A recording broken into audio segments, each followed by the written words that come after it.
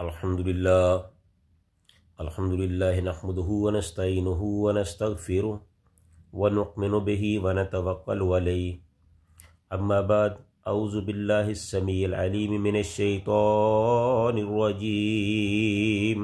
बिस्मिल्लाहिर रहमानिर रहीम। क़ील लहदख़ुलिस सरह फ़लम्मा रअतहु हसिबतहु लुज्जतन व कशफ़त अन साक़िहा क़ाल इन्नहु सरहुम मुमर्रदुम मिन क़वारीर क़ालत रब्बि इन्नी ज़लमतु नफ़्सी व अस्लमतु मअ सुलैमान लिल्लाहि रब्बिल आलमीन।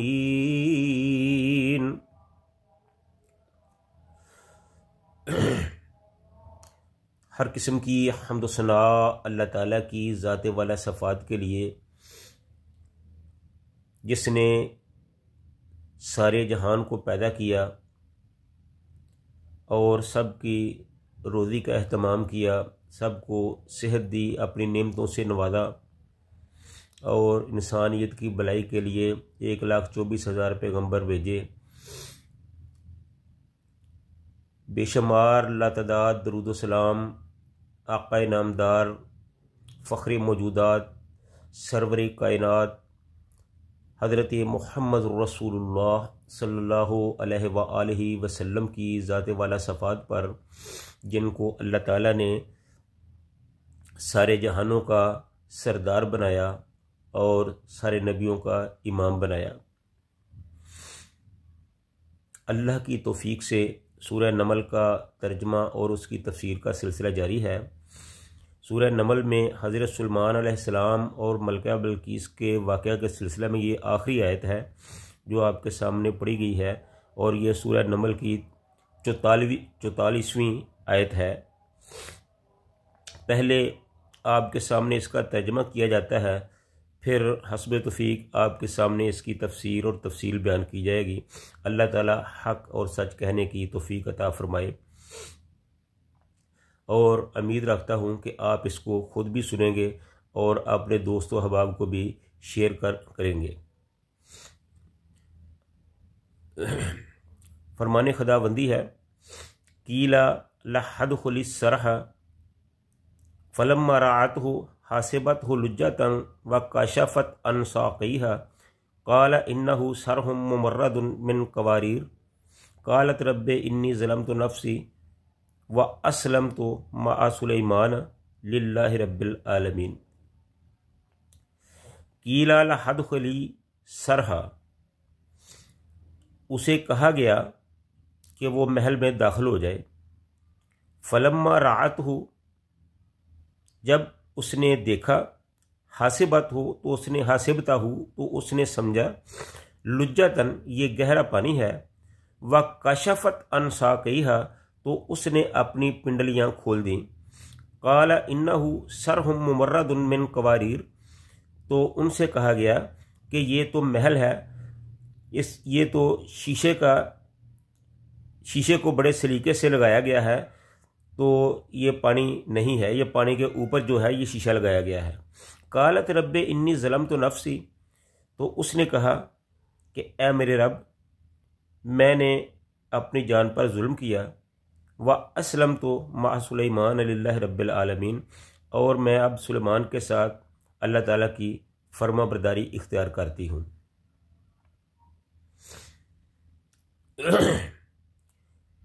इसका थोड़ा सा तर्जमा जो अब आपकी खिदमत में वजाहत के साथ पेश कर दिया जाता है। फरमाया क़ील लहदख़ुलिस सरह, कि जब मलका बिल्कीस वहाँ आई तो उसे कहा गया कि आप महल में दाखिल हो जाओ। फ़लम्मा रअतहु हासिबतहु, फिर जब वो दाखिल होने लगी तो उसने देखा कि ये तो गहरा पानी है। व कशफ़त अन साक़िहा, तो उसने पानी को देखकर अपनी पिंडलियों के ऊपर से कपड़ा जो था वो उठा दिया। क़ाल इन्नहु सरहुम मुमर्रदुन मिन क़वारीर, तो हज़रत सुलेमान अलैहिस्सलाम ने उनसे कहा कि आप जिससे घबरा रही हैं ये पानी नहीं है, बल्कि पानी के ऊपर शीशा लगाया गया है बड़े अच्छे और ख़ास सलीके से। आप ऊपर से गुज़र जाएं आपके पाँव या कपड़े नहीं भीगेंगे। तो जब मलका को इसकी समझ आई तो फिर उसने कहा, कालत रब्बे इन्नी ज़लम तो नफ्सी, ए मेरे रब, मैं तो अब तक अपनी जान पर जुल्म ही करती रही हूँ।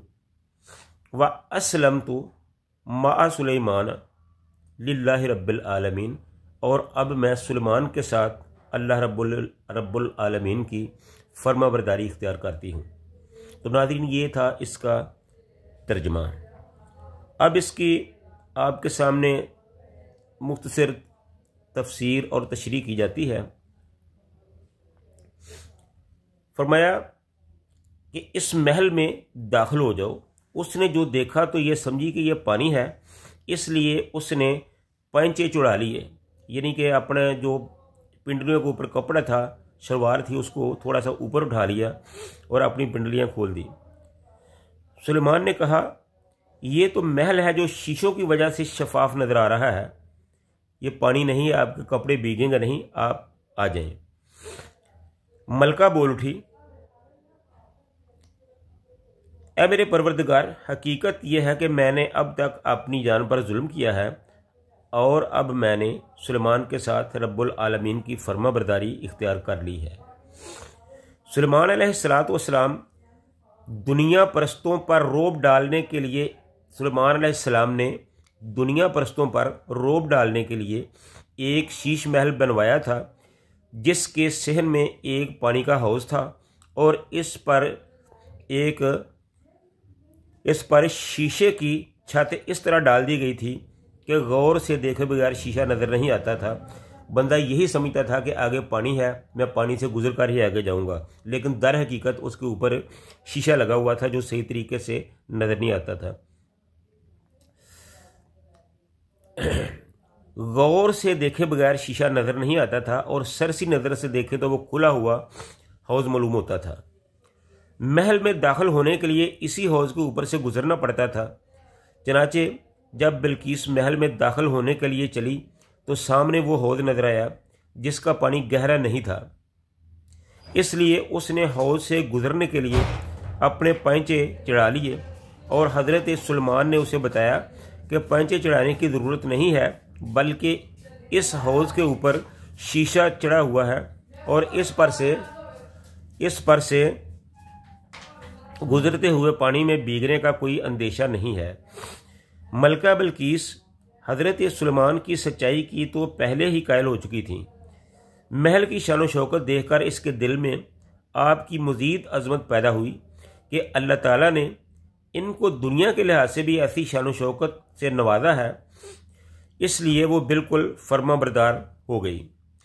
इस वाक़े को ज़िक्र फरमाकर अल्लाह ताला ने इस तरफ तवज्जो दिलाई है कि अल्लाह ताला के नेक बंदे दुनिया के माल दौलत और इक़्तिदार हासिल करने के बाद नाशुक्री नहीं करते, बल्कि अल्लाह ताला की और ज़्यादा अताअत करते हैं और दुनिया की रंगीनियाँ इनको अल्लाह की अताअत से नहीं रोकती। यहाँ कुछ लोगों ने ये इस किस्म की कहानियाँ गढ़ी हैं कि उसकी मलका बिल्किस की जो माँ थी वो एक जिन थी, तो उसके जिस्म पर बाल थे, तो उसके जो पाँव थे वो गधे जैसे थे या जानवरों जैसे थे। तो हज़रत सुलेमान अलैहिस्सलाम ने ये हौज सिर्फ इसलिए बनाया था कि जब वो गुजरेंगे तो वो उसे देख लेंगे, उसे पता चल जाएगा। हालांकि ये सारी चीज़ें जो है ये एक पैगंबर की शान के भी ख़िलाफ़ है।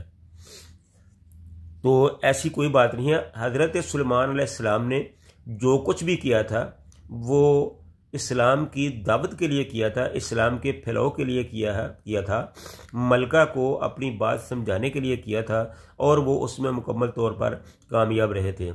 पहले तो ये जितने भी हज़रत सुलेमान अलैहिस्सलाम ने काम किए, इससे मलका बहुत ज़्यादा मरूब हुई।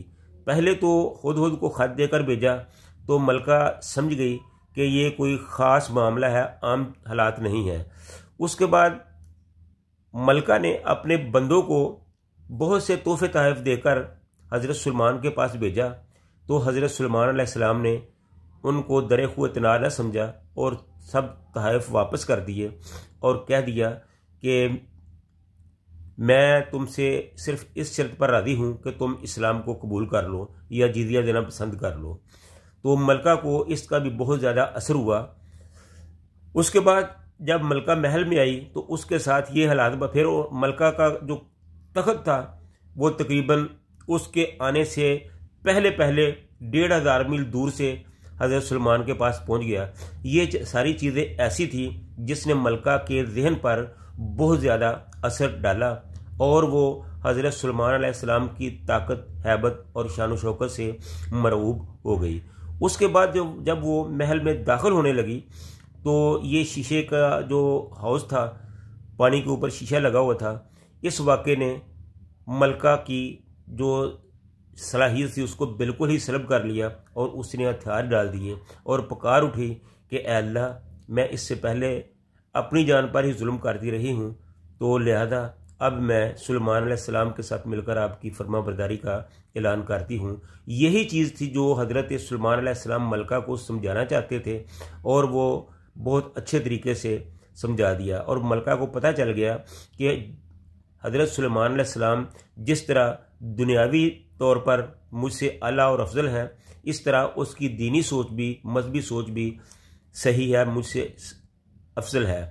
तो इस तरह मलका जो थी वो हज़रत सुलेमान अलैहिस्सलाम की दावत को कबूल करने पर मजबूर हो गई।